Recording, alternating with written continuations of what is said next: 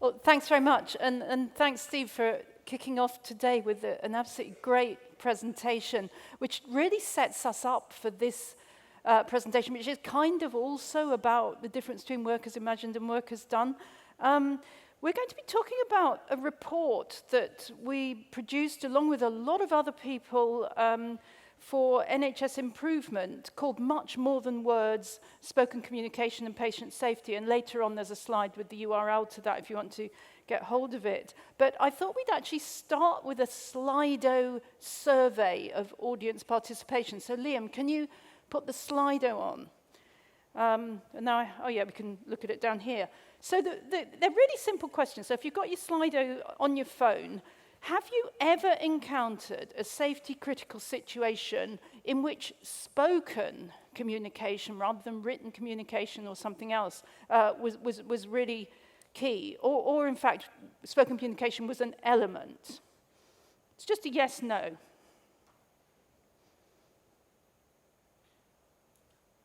Apparently we have to wait a bit for people to come up. Nobody's ever had a problem with spoken communication.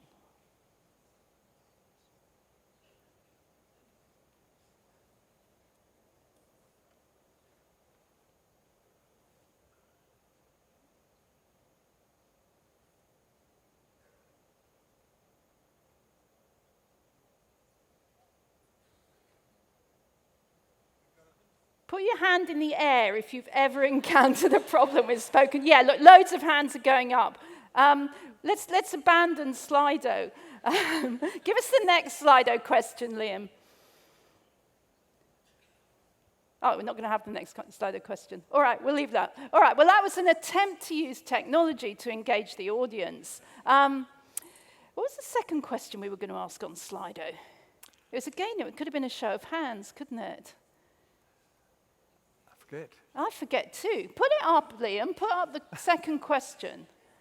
It's the trouble with spoken communication, isn't it? Here we go. Yeah. Okay. Could this situation have been improved using scripted communication tools? That's an interesting one. So people are saying it could have been. So in most of your cases, it could have been improved. Fantastic. Okay. So third question is going to be the qualitative bit of this. Yeah, it's going up. One word to describe the situation you're thinking of. So we're all thinking about spoken communication situations which are safety critical. Conflict, handover, messy, fraught, chaotic, urgent, fear, panic, confrontation, disorganized, confused, excellent, serious. It's a lot of words around the complexity and the sort of socio-political aspects of spoken communication there. Really interested in the fact that 80% of the situations you're thinking of could be helped with scripted tools, because we're going to show you some interesting videos that may challenge that. Okay, thanks very much, Liam. I take it back about the technology. That actually worked quite well. Okay, next. So, what is Much More Than Words about? Well, it's about patient contacts in the NHS. We know there's a lot of them, 1 million every 36 hours. Most of them go well, a few are safety critical, and that the spoken dimension, the spoken elements of that communication are under-researched and perhaps under-noticed when we spend so much time thinking about what we write down, what we record, that kind of thing. We think that only some spoken communication can be scripted, and it's mostly the stuff that can't be scripted that we want to talk about today. So I'm going to hand over to Rick now, who's going to hopefully show you a video. Thanks, Trish. Yes, the point that was made earlier about really need to understand how work is done. We often talk about that in terms that use all sorts of representational things like statistics and numbers and all sorts of descriptors. But do we ever just look at what goes on? I'm just going to play you a little clip here because I think it's really quite important that we just stand there and look how care happens in the here and now. This is an emergency corridor where ambulance officers are presenting patients and trying to do handovers. I'll leave it to you to count the number of patients that are lined up here in the corridor.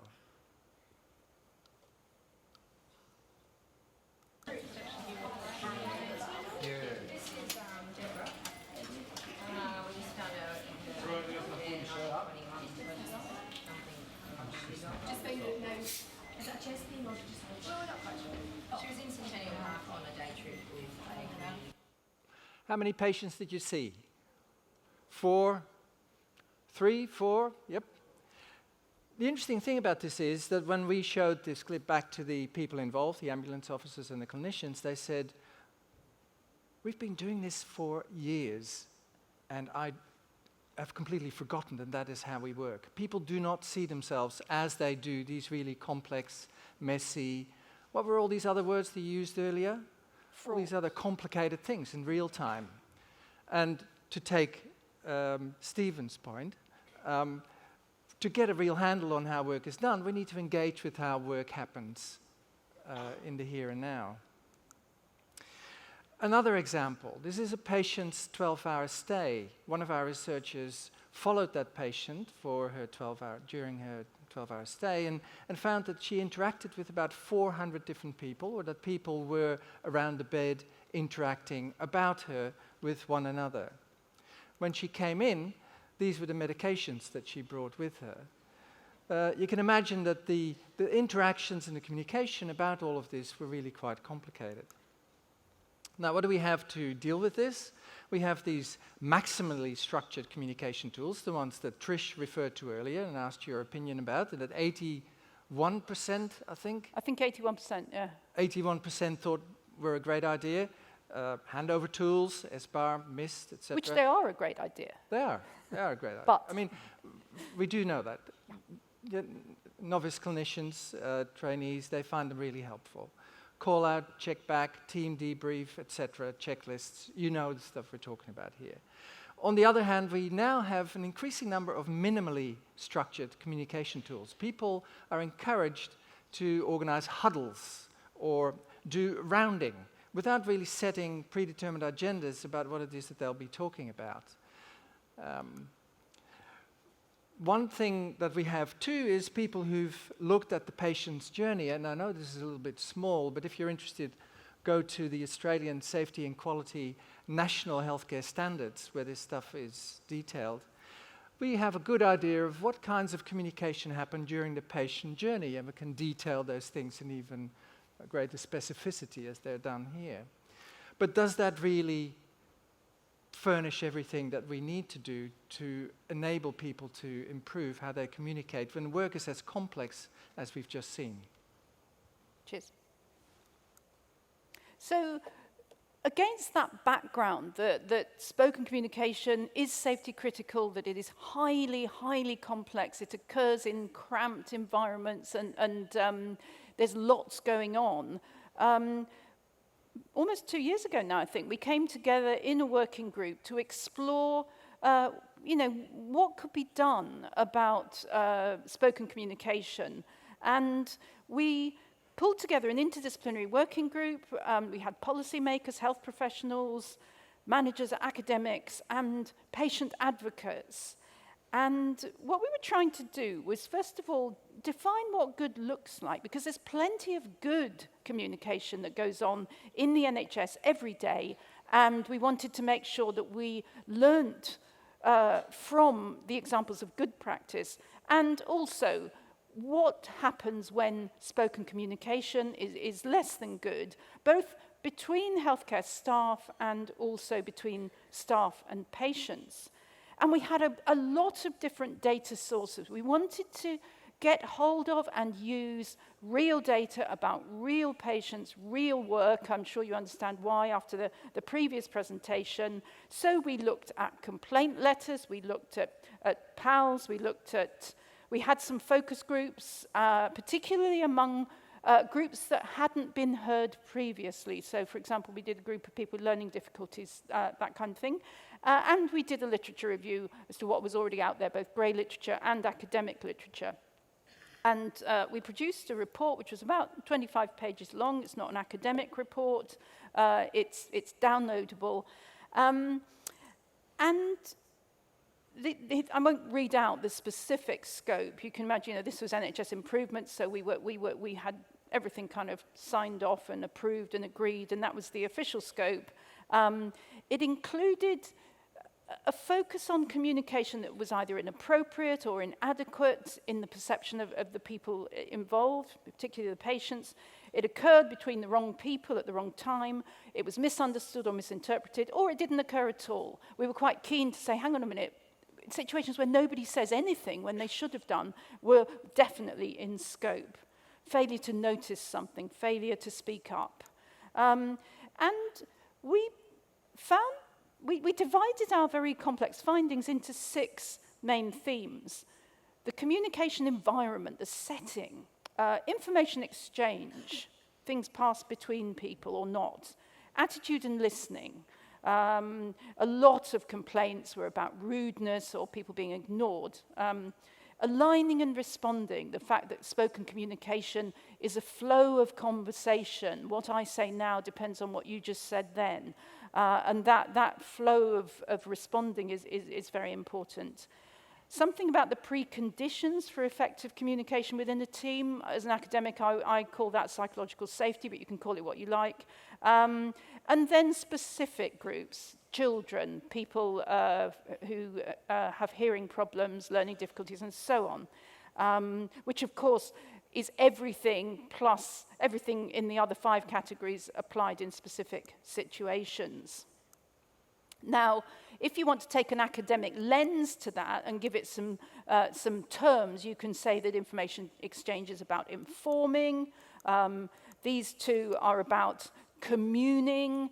You've then got the communication environment. Perhaps we could call that enabling good spoken communication. And then the last 2 really are about all those things, informing, communing, and enabling in increasingly complex situations. I think I'm handing back to Rick now. Oh, there we are. No, I'm not. I just thought I'd give you a couple of actual quotes from people who contributed to this report. So this is, I won't read it out, I'll let you read it. This is a junior member of staff. I'm pretty sure this is a nurse, but if you just read that, it's a wonderful story of someone who's doing a difficult and challenging job, wants some support, is getting that support, and you can see, perhaps quite subtly, how this individual's ability to communicate well is setting the preconditions for a high quality and safe healthcare environment.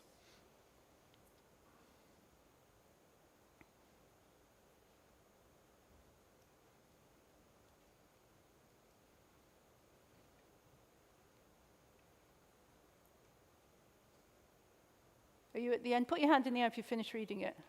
Yeah, okay. Now, here's some examples of poor communication in various, they illustrate many different aspects of the problems that we found. And I won't kind of deconstruct them in too much detail here.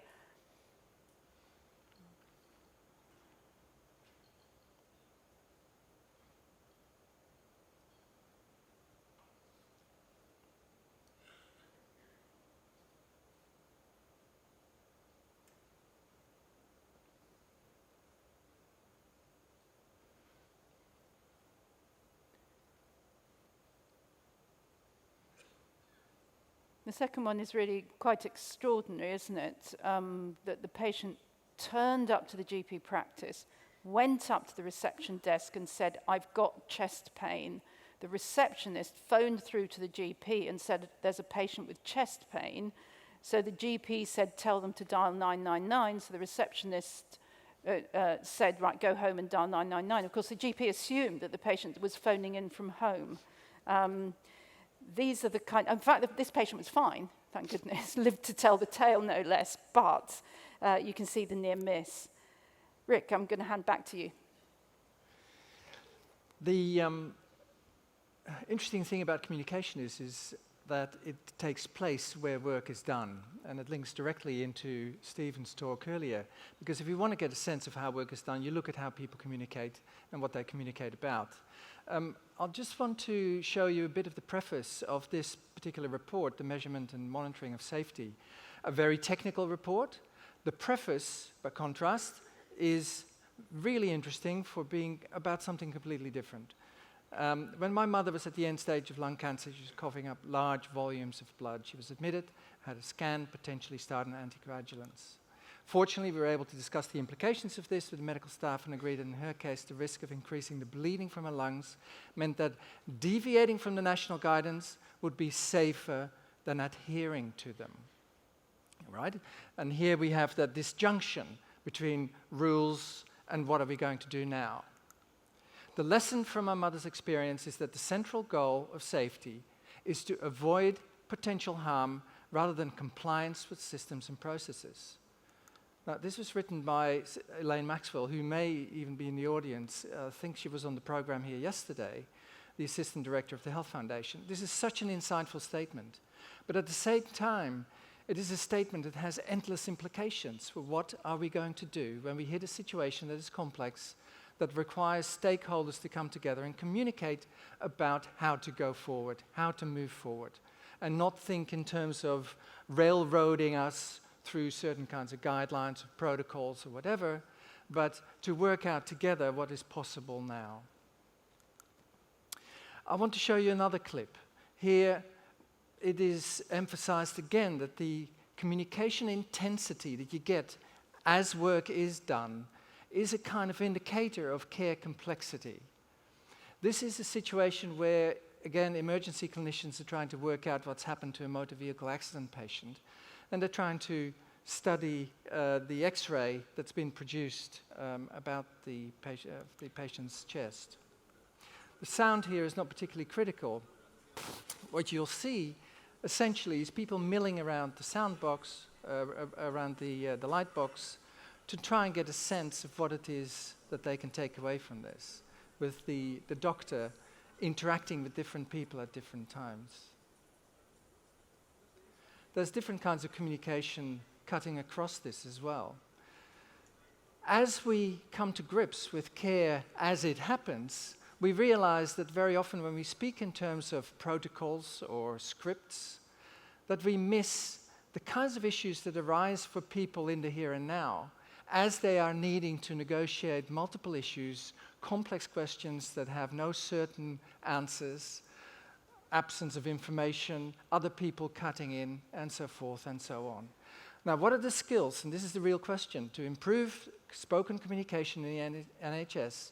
What are the skills that people need to improve the kind of work that goes on in the here and now while navigating all these different tensions and imperatives? Well, safety-critical communication takes place when navigating complex and emergent, unpredictable situations. It's supported by structured communication tools, no doubt. We know that. But it can never be exhaustively prefigured or prescripted. It requires ad hoc, that is, anticipatory, compensatory, restorative, etc., all kinds of emergent behaviors and communication. It relies on context alertness, self-other awareness, and situational responsiveness. This is all motherhood. We can say this until the cows come home and not make a slight bit of difference to how people work together. What we need to do is to find out how it is that people can become smarter at talking to one another in these really complicated situations. And one of the things that has benefited people in these situations is reflexivity. The frontline actors themselves come to look at themselves, come to think about how they communicate with other people and how they might become more insightful about the kinds of behaviors that they enact with one another.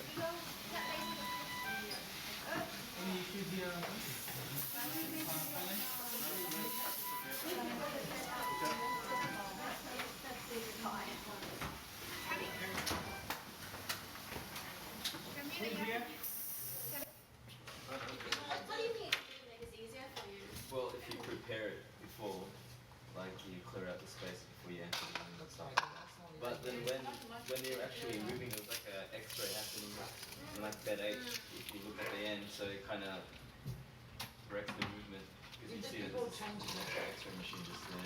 This is the day when we had to actually move at least 4 patients into musical beds because we found out as this gentleman had a rhinovirus, the other lady had influenza A, I think.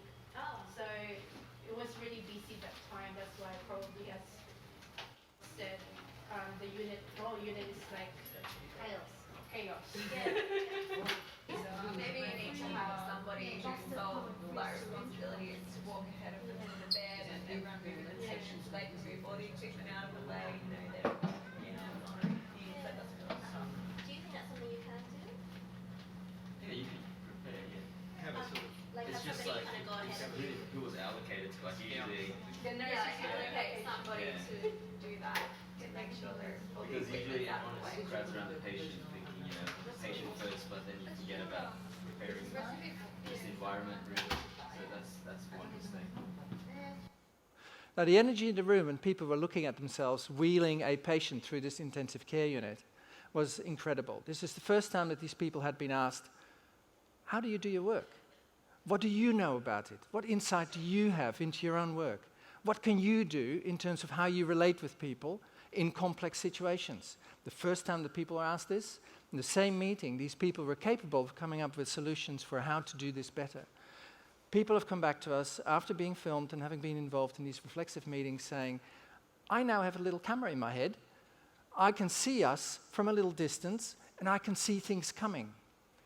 So in terms of understanding how work is done and how people communicate in the here and now, we need to involve the people who are in those situations rather than take them away and presume that they can come up with answers that are relevant back in the settings where they work together. Okay, so we've got a concluding slide now, and then we're going to hopefully answer your questions. I'm still scared of that sofa, but never mind. Here's our concluding messages. Firstly, that spoken communication is about informing others. It's also about communing with others, sharing a social situation, empathizing, responding with others, and it requires enabling for optimal communication with others. Spoken communication, as we've tried briefly to demonstrate with real data, reflects the roles, the hierarchies, the expectations, the emotions, and the wider pressures and distractions of busy care environments. Spoken communication can sometimes be improved by adopting scripts. It may also benefit from individuals and teams observing and reflecting on their complex in situ communication behaviours. And actually, Rick and I are now taking forward the work we did for NHS Improvement. We've got another phase of work which is around developing interventions. And one of the interventions that we're developing in the work package led by Rick is sort of simulations of complex situations, perhaps involving video. So if you work in an NHS environment and you're interested in getting involved in testing that, then please come up to one of us in one of the coffee breaks and flag up that you'd like to be part of it. I think that's it. Oh, it says morning break. No, you can't have that yet because I think we get to take questions now. Is that right? You do, yes. Thank you both for an excellent presentation. Thank you.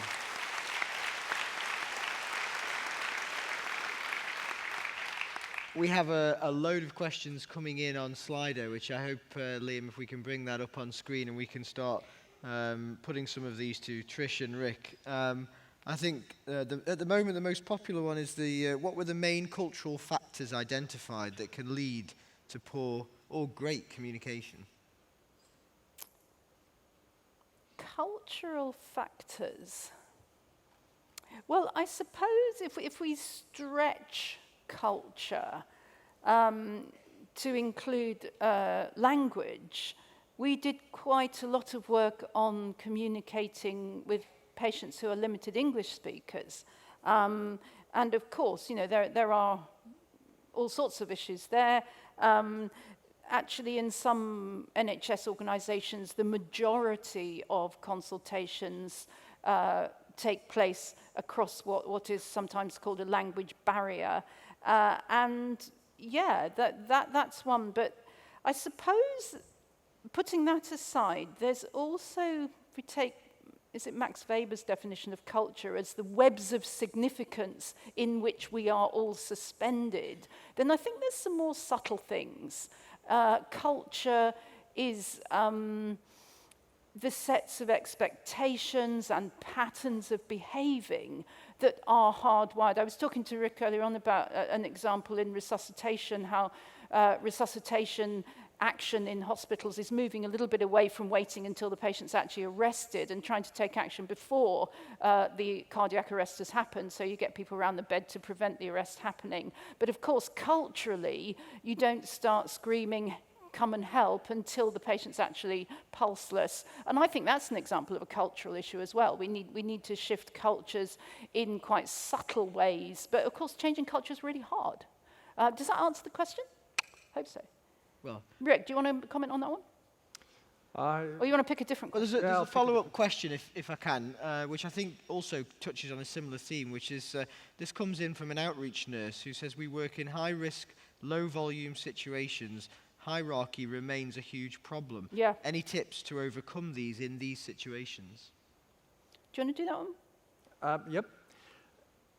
There's a real tension between, of course, the ideas that we have about how interactions should occur ideally. We talk about ideal speech situations where everybody gets to have a say and it's all respectful.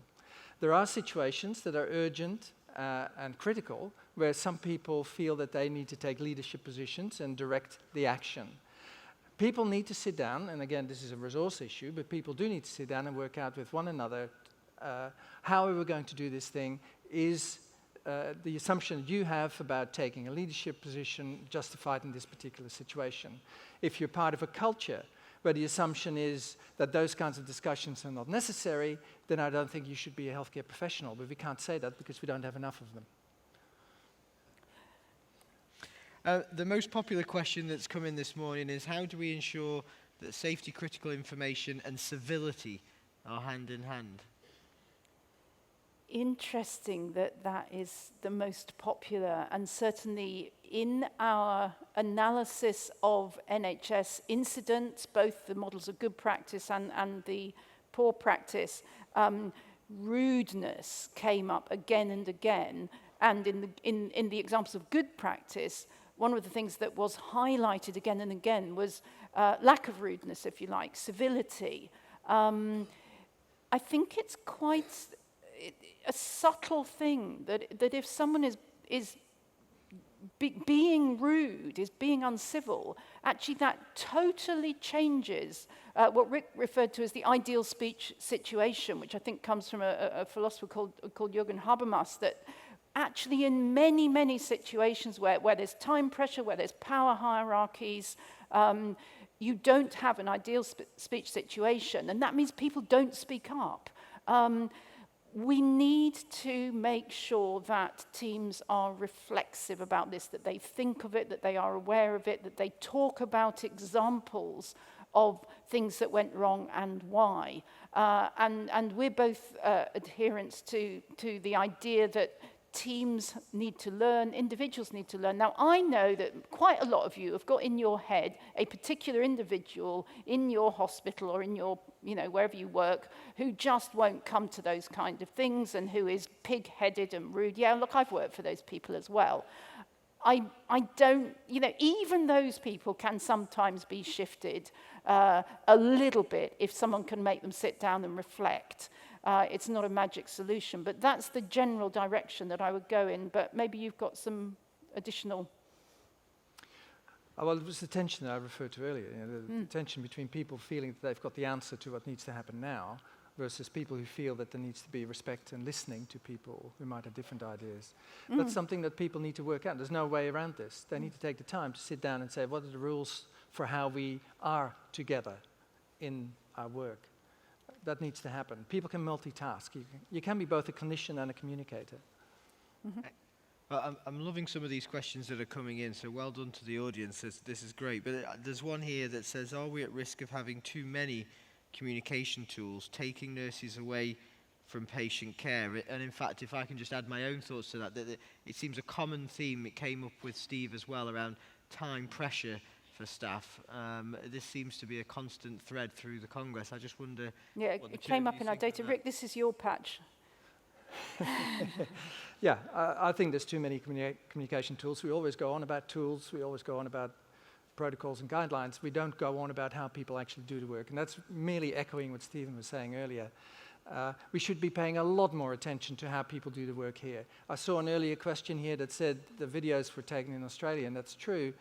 I have been trying for 2.5 years now, since I arrived in London, to get into the NHS to film. There's so much protection and defensiveness going on there that I find it really difficult to get people on board with engaging in this kind of work, of making things visible for they themselves. This is not to take people out, to hang them out to dry in the media. This is to enable people to become smarter with one another. I think too that the visual medium is now so prevalent everywhere that we are going to have to get our heads around care also at one point going to be filmed on a regular basis. We've already got cameras in all our hospitals. I mean, soon they'll get turned on.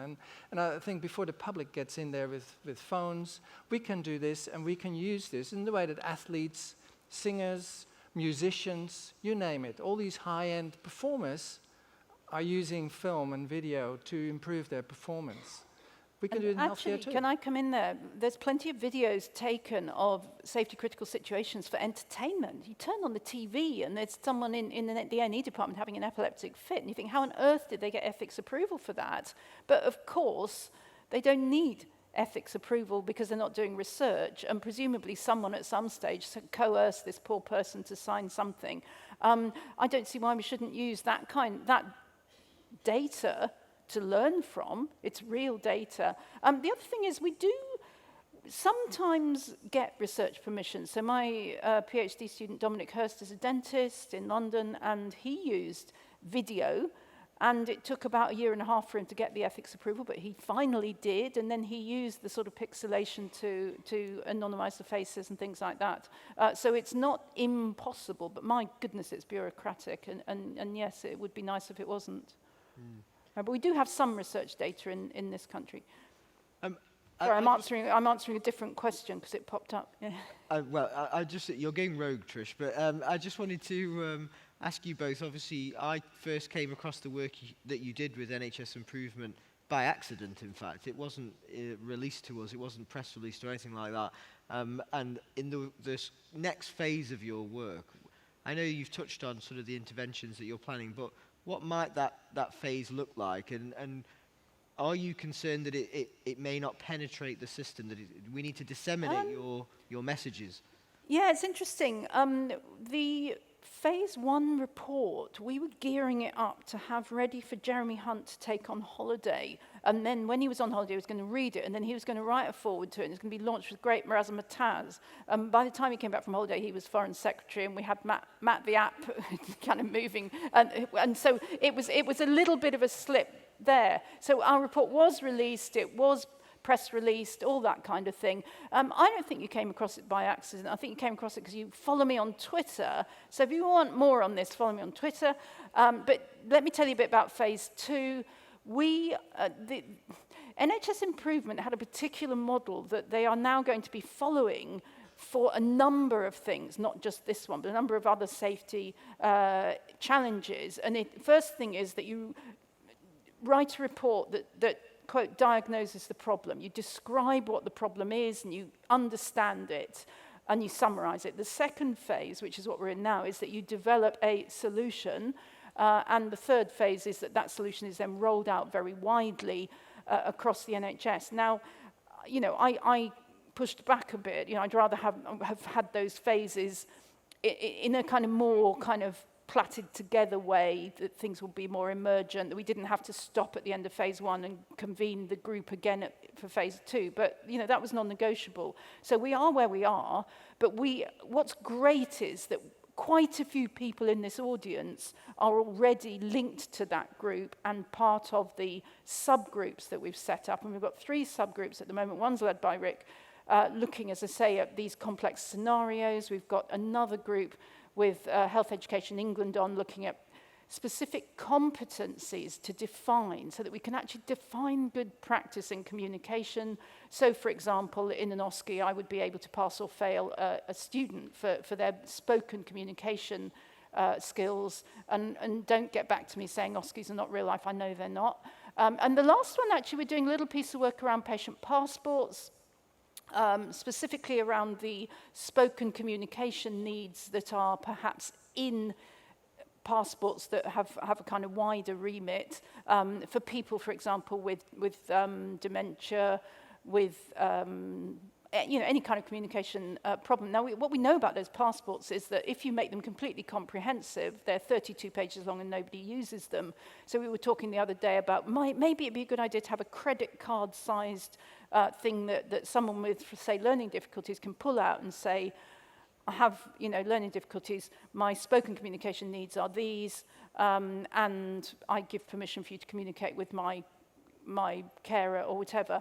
And we're just sort of talking about how we might operationalize something around communication passports. So these are 3 relatively small pieces of work, and it's not the totality, but hopefully what we'd like to do is build more inroads into NHS activities. We're already working with the patient safety collaboratives and the maternal neonatal collaborative.